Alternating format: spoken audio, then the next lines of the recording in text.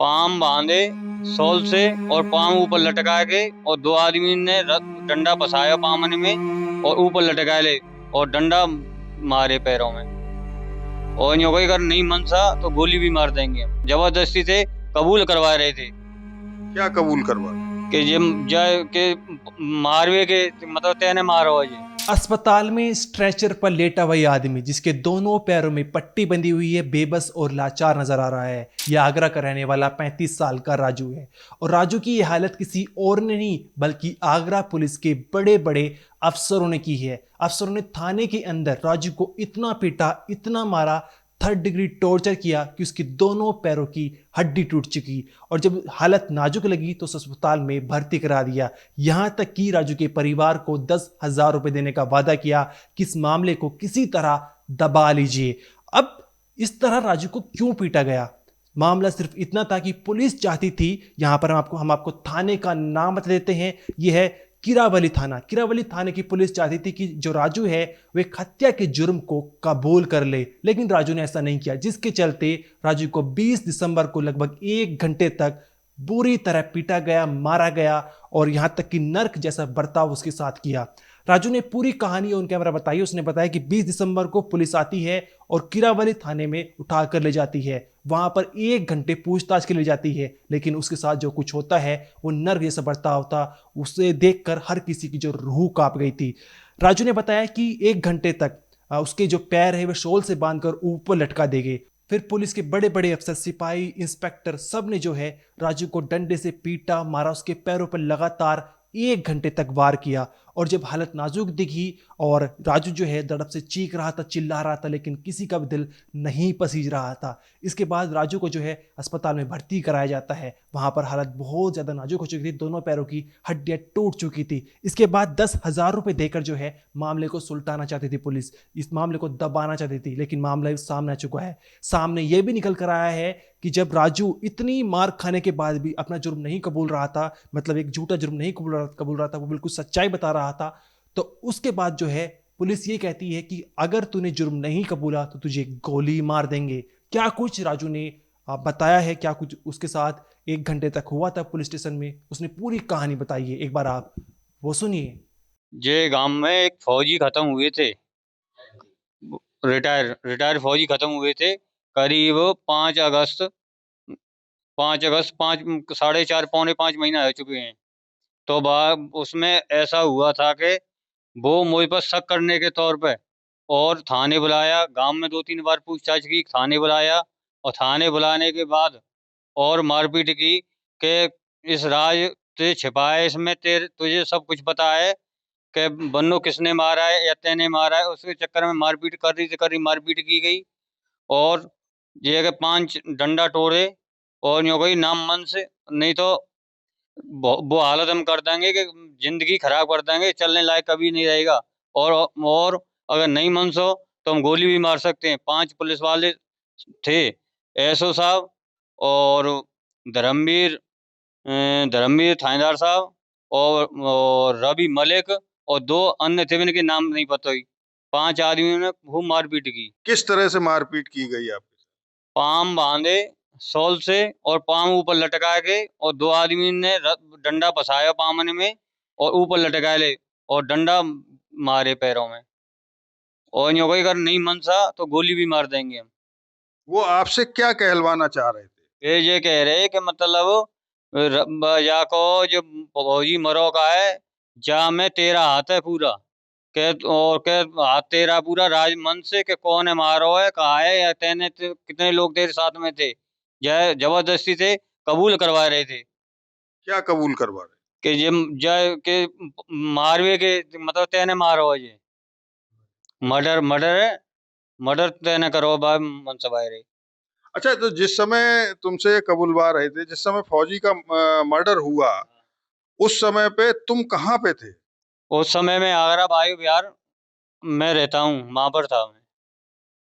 अच्छा, ये जि, जिस समय पे मर्डर हुआ उस समय तुम वायु विहार में रहते हो, वहां पर थे।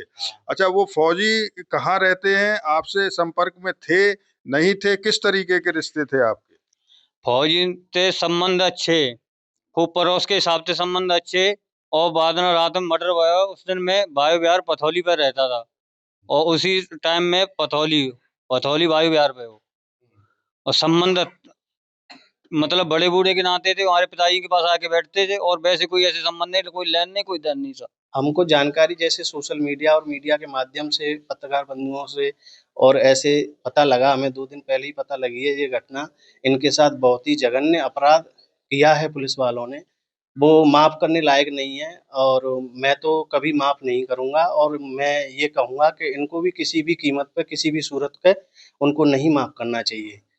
क्योंकि एक आम आदमी के साथ में आप देखते हैं जब कोई मामूली छोटी-मोटी घटना मारपीट जैसी घटना हो जाती है, पुलिस एक तहरीर के आधार पर आदमी को उठा लाती है और उठा के फिर उसके साथ इतना अत्याचार करती है, उसे तुरंत गिरफ्तार करके 151 जैसी मामूली धाराओं में जेल भेज देती है। और अभी हम जो देख रहे हैं हमारे सामने है, आप देख रहे हैं, सब लोग देख रहे हैं कि पूरी सोशल मीडिया में, पूरे भारत में और सब पूरे बड़े नेशनल चैनल्स में हम देख रहे हैं, इसको दिखा रहे हैं। सब कुछ इतनी बड़ी घटना होने के बावजूद भी उन पे क्या कार्रवाई हुई है? निलंबित और ये सस्पेंशन और ये लाइन हाज़िर की कोई कार्रवाई सरकारी तंत्र में कोई कार्रवाई नहीं होती है। ये क्या कार्रवाई है?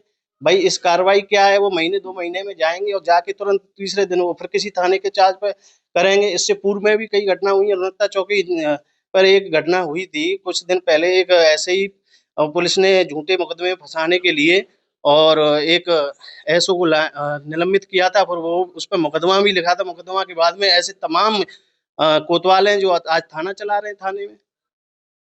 तो ये कोई कार्रवाई नहीं है। इस कार्रवाई से मैं तो संतुष्ट नहीं हूँ और ना मैं ये चाहूँगा कि ये परिवार के लोग भी संतुष्ट होने चाहिए, क्योंकि उन्होंने बहुत बड़ा अपराध किया है। ऐसा जघन्य अपराध किया है, एक निर्दोष व्यक्ति जो बिल्कुल निर्दोष है, उसका कहीं कोई हाथ नहीं है। आप शक के आधार पर उससे पूछताछ कर सकते हैं, पूछताछ करने में कोई बुराई नहीं है। पर ये तो एकदम संविधान और लोकतंत्र से बिल्कुल खिलवाड़ है एक तरह से, कि किसी निर्दोष व्यक्ति को, किसी के माँ, किसी का बेटा है, किसी का भाई है, किसी के रिश्तेदार है, बेचारे को किसी को और थाने में आप देखने नहीं दे रहे हैं, बात नहीं करने दे रहे हैं कि उसकी कैसी तबीयत है, क्या है, और वो आदमी के तुमने दोनों पैरों की हड्डियाँ टूट गई। अब ये मामला पूरी तरह से सामने आ चुका है और किरावली थाने की जो पुलिस है उनकी बदनामी हो रही है। वहीं डीसीपी वेस्ट अतुल शर्मा ने बताया है कि थाना किरावली के जो थानाध्यक्ष हैं और साथ ही एक सब इंस्पेक्टर और एक पुलिसकर्मी कांस्टेबल को जो है सस्पेंड कर दिया गया तत्काल प्रभाव से। साथ ही अचनेरा के एसीपी जो है राम प्रवेश गुप्ता, उनका तबादला कर दिया गया है और इस मामले की निष्पक्ष रूप से जांच की जा रही है। और डीआईजी रैंक के जो एक कहें से अपर पुलिस आयुक्त जो हैं राम बदन सिंह, उनकी देखरेख में पूरी जांच की जा रही है। और यहाँ तक कि इस मामले को लेकर मानवाधिकार का दरवाजा भी खटखटाया है। मानवाधिकार के कार्यकर्ता और अधिवक्ता नरेश पारस ने जो ये शिकायत दर्ज की है।